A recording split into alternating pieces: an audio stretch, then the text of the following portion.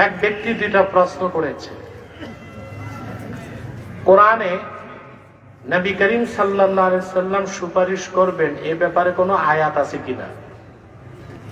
দ্বিতীয় প্রশ্ন, সাইয়্যিদিনা ও মাওলানা মুহাম্মদ সাল্লাল্লাহু আলাইহি সাল্লাম কোরআনে আল্লাহর হাবিবের নামের আগে সাইয়্যিদিনা মাওলানা আছে কিনা।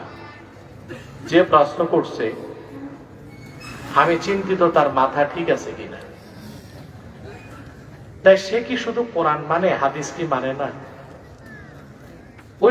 ওই লোকটির কাছে আমার প্রশ্ন, তুমি যে সব প্রশ্নের উত্তর কোরআন থেকে চাও,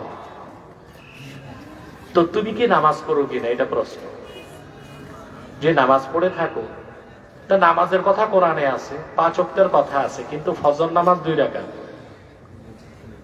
যোহর চাই, আসর চাই, মাগরিব 3, এশা চাই, এর তো কোরআনের কোথাও নাই, তো তুমি পড়ো কেন? হাদিসে আছে। তাহলে বোঝা যায় কোরআনে না থাকলে খুঁজতে হবে। আল্লাহর হাবিব মুহাম্মদ সাল্লাল্লাহু আলাইহি সাল্লাম সুপারিশ করবেন হাসর ময়দানে, এই ব্যাপারে একটা দুইটা হাদিস না, এত হাদিস আসছে যে বিষয়টা মুতাওয়াতির, কেউ অস্বীকার করলে কাফের হয়ে যাবে।